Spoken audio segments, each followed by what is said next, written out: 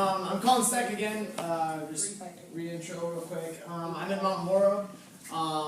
Kind of to go with, I guess the job situation is changing, which is great for you. But like Blake and I, like when we were trying to get in about the same time, it was like few and far between. Definitely take a half time, whatever.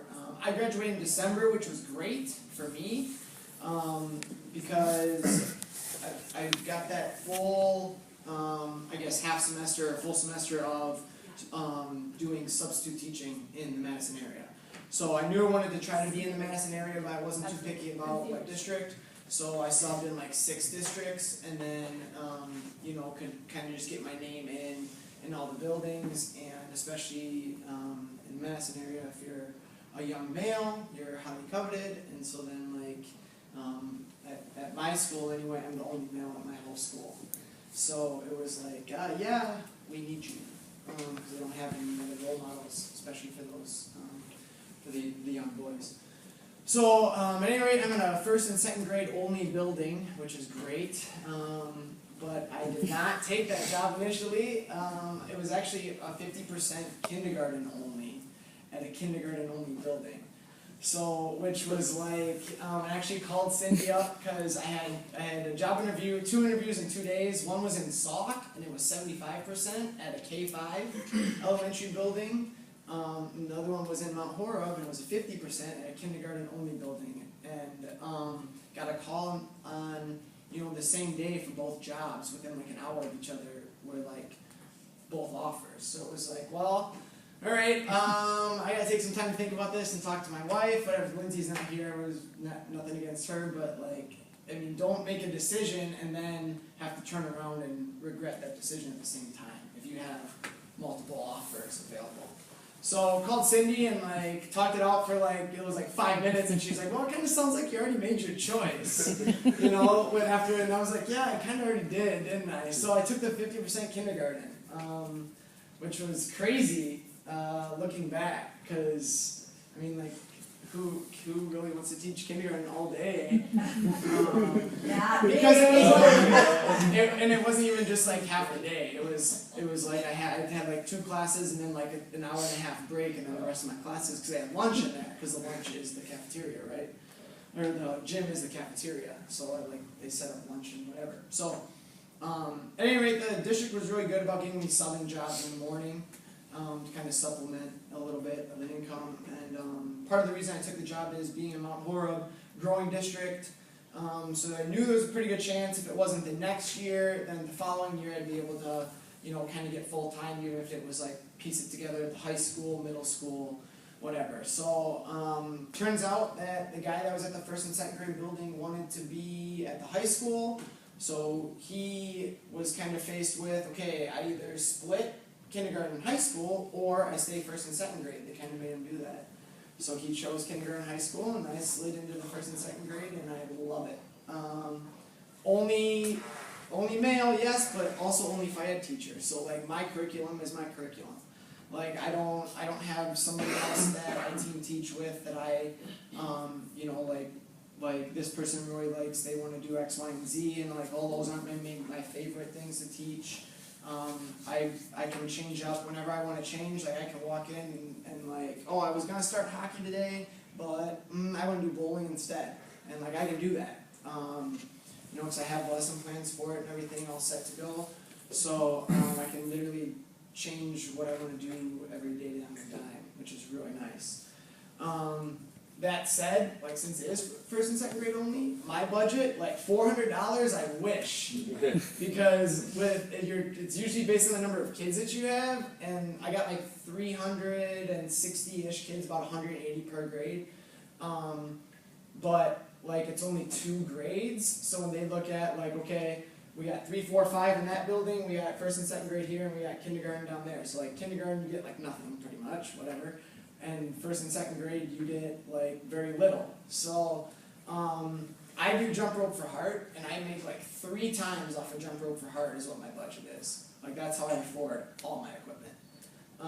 If I didn't do that, then I would pretty much be limited to like, whatever Jerry Thornton, if anybody knows Jerry Thornton, whatever he had. So the roller skates, a 25-minute class with roller skates that are like size 8 for like first and second graders isn't really going to be my cup of tea. So a lot of hard work, jump rope for heart, but it's totally worth it because I get cool stuff. And that's what I brought one of these. I didn't know if we were going to have gym space or not, and it's fine that if we don't. But I just had to bring these because I just got these this year. And I use them all the time. And they're called topple tubes. They're by Gopher. So can't use your jump rope for heart money because that's only for US games. But that said, you can still, I use my regular budget money for these, and then I have my jump rope for heart money to use for other stuff. So a few different ways you can use these. Really easy way is about for a warm-up. And you can obviously see there's 2 sides. So you can set them on opposite ends of the gym. You can break the kids up into 2 lines, or they can pick their lines. Or in my gym, I have lines already designated with Viking heads. So I have 6 Viking heads on each side of the gym. So and then these are on the other side. And then you can just do like a sprint down and back, a skipping down and back, galloping, whatever. And one person gets down there, it's like a relay race, they flip it to the other side, and then, first one's done, you sit down, whatever, and it's like in the gym and instantly moving like that, so that's really cool. Another way that I've used them, and I'm kind of, learning as I go because they're brand new this year, so there's not a lot out there of how to use them, but I use them for soccer this year. And what I did was, I got some poly spots too. Look at this. So, like I had a poly spot out here on the floor, and you can choose the distance. So, like maybe first graders, like you start up here, and then second graders maybe move it back a little bit or wherever. But they dribble the ball over to the poly spot, and then they kick, and then if they knock it down, then it flips to yellow, and then they dribble the ball back. If they miss, then they just go get the ball and it stays on blue. And kind of what I didn't think of right away, but I learned real quick, is, well, what if it's yellow and they knock it down? What do? Well, if you flip it back to blue, then you're there all day. So if it's not already yellow, it stays yellow. Okay? So that was another quick thing that we did. And then I figured out, I can do this for soccer. Oh, well, I did start hockey today.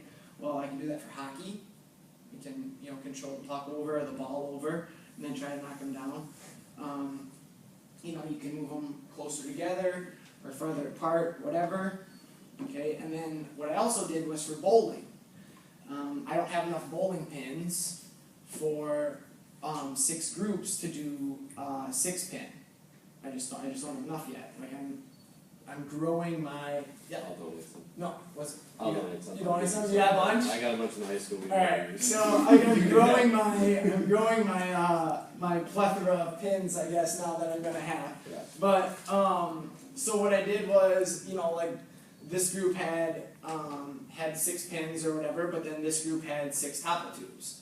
And it was just like they weren't designed to be used for that, but like who cares? The kids are just trying to roll the ball and knock over the pins. So and then for some of the kids it's an easy visual too, versus like, a regular bowling pin. This is a more stimulating visual that they get to flip it from blue to yellow, versus like, I knocked down my bowling pin, now I gotta set it back up. And for counting, because I do scorecards also, when you're counting, it's easier to remember, I flipped it to yellow, so now I can just count my yellows, versus like, did I knock down 2 pins the first time, or did I knock down 4 pins the first time, or whatever, right? So, it's topple tubes, is what it is, by Gopher. They're like $140 though, so they are pretty expensive. But they come with a cool accessory carrying bag, which is always like a huge staple because they'll send you all this equipment, but they don't send you anything to put the stuff in. So you get the gator skin balls, but then you don't get a bag to put the gator skins in, and then they're all just like rolling around. So that was nice.